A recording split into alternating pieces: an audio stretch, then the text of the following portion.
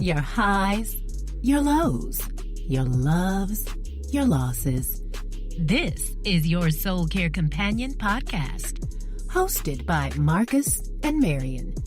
Your Soul Care Companion podcast, the place where faith, passion, and determination create the greatest stories ever told.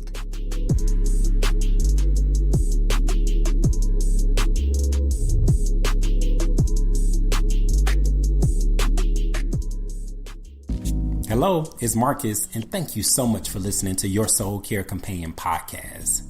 We hope you enjoyed part 1 and part 2 of our series, How I Survived My Scandal, featuring Pastor C. Montez Jones. Today, we turn the page and we journey alongside Trei Taylor. Trei Taylor was married to the man of her dreams until he cheated on her. Not only did he cheat on her, but he left her for his mistress. This is her scandal. The great thing is that she survived her scandal, and she's here to tell us about it. This is an emotional one, so I really want you to sit back, put your seatbelt on, and take this journey with us. Always remember that there is more than one side to our scandal, to our problems, to our situations, and even our triumphs. And here at Your Soul Care Companion podcast, our goal is to expose each and every side, because you never know which side you may fall on. Sit back, relax, because this is a really good one. Tune in to part 3 of our series, How I Survived My Scandal, featuring Trei Taylor. Hello, and welcome to a new episode of Your Soul Care Companion podcast. I am Marcus Keith. Hello. Like, where did that come from? And I'm Marion Jamel. I'm from Atlanta. We sing our words. I from Charleston. We talk Kichi. So I know. What's the difference? But you asked where it came from. Okay. Anyway, we have a very special guest with us today. I want to give a little background history before she says something. We met while working on a project at a church, and we've been inseparable since. She's a great personality, and she has a wonderful story to share. So if you guys would please welcome my great friend, Miss Trei Taylor. Hello. Let me get my Geechee voice. No. Pinkney, don't Geechee say Pinkney and for children? You sound Asian. Okay. I'm from the D. Okay, Hey. I'm from Detroit by way of Atlanta and now in California.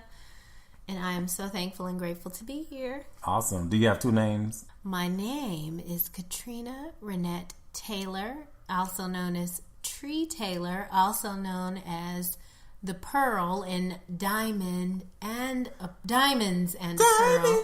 Pearl. Many names I have. Well, welcome to Your Soul Care Companion podcast. We're so happy that you've joined us today. Thank you for having me. So let's get right to it. Why did you move to California? Well, damn. Hold up. So I moved to Atlanta in 1995. I decided that Detroit was not the place for me to make my musical career. So hold on one second real quick. So Trei is a very direct person. She likes to be in control of a lot of things. But I really want us to start with why you moved from Atlanta. In other words, answer the question. Wait, he wants me to move to why I moved to California. Yes. I moved to California because my ex-husband left me after 20 years of being together. And this is my first time really talking about it, and I feel weird talking about it. That's why I moved to California. I moved to California to save my son. Wow.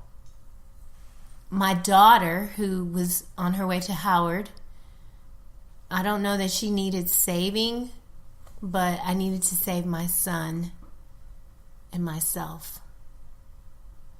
So I heard God tell me to go to California, which was absurd. And I didn't have any money, and I didn't know how I was going to do that.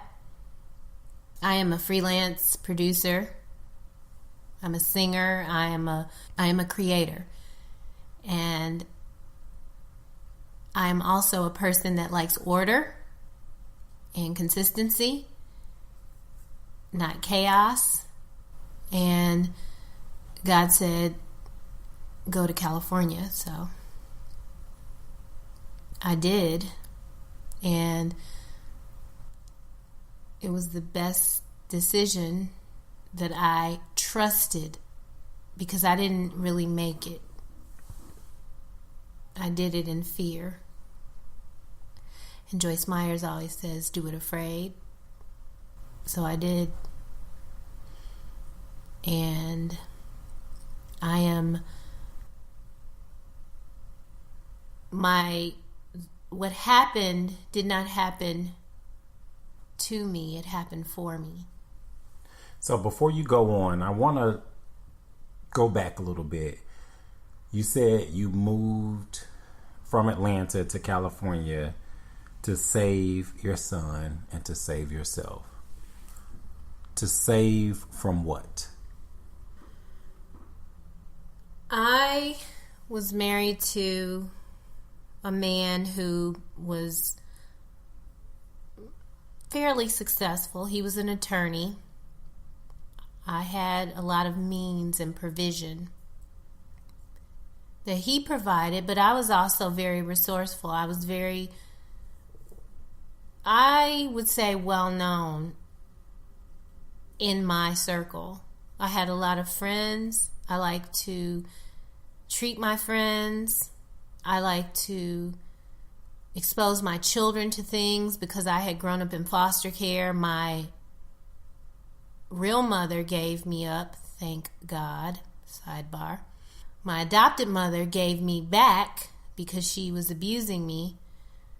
And even in the midst of that, I still had grown up being exposed to a lot of opportunities because of my abilities to sing and create, even as a kid.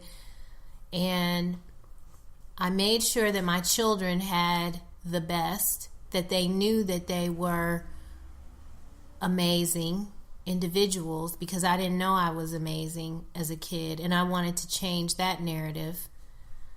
And I think at the time I thought that the relationship and the marriage I was in was the only way that I could sustain that life for them.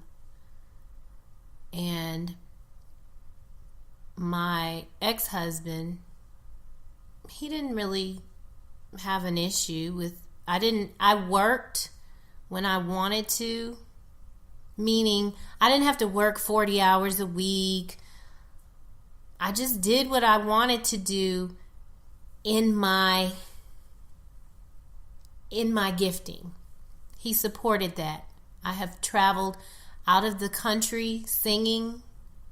He supported that. Go. He didn't, when I say he supported that, he didn't pay for that. I got paid to do that. But he supported me being away from our home. And something happened, I think. I think that he grew up in a home that was stable on the outside, but not on the inside. I grew up in situations that weren't stable on the outside, but I wanted that within. And when I met him, I thought that he had everything and that I was broken. And how could this person even choose me? And I probably went into the marriage thinking that I was less than him until everything happened and different things started to reveal themselves to me. So let's talk about, because I'm sure those listening are like, what happened? You know, were there signs on the wall? You guys were married for how long? We met in 1997, and we never were apart from the day we met in March 1997. I should have known there was some things there, possibly. That year, we met in March, and for that upcoming Thanksgiving holiday, I had told him how my adopted mom kind of gave me up around that time, put me back in the system. And he still left me in Atlanta to go to his grandparents' house in East Texas. And I remember thinking, that is so cruel. I just told you that this is kind of a time when I remember being alone. In March, you met in March. Thanksgiving is in November. Right. So this is not like y'all just went on like 2 dates. We met in March. We moved in together in July. Oh, wow. Wait a minute. That creates a whole nother dynamic, because that really kind of describes the intensity of how you felt. Because we ain't together. We go together. We all in. Like, we in. Fruit in the bathtub. No, I'm kidding. Sidebar. Hey, I show up. He didn't put the fruit there. But, you know, I think what happened after that? So, when we moved in July, maybe a little bit after that, he started to do things, as I reflect, that were sus. I call it sus. That's suspect. For all you non-slang. For you holiness people. Oh, God. Sus. Sus. For instance, just giving me little clues that maybe it was too much happening too fast. And I am a fighter. And I don't, to my detriment at times, take no. And so there was this instance with this chick at Lennox, something, but then I guess he suppressed it and blew it off. So wait, real quick. Did they date? No, he was just sweet on her.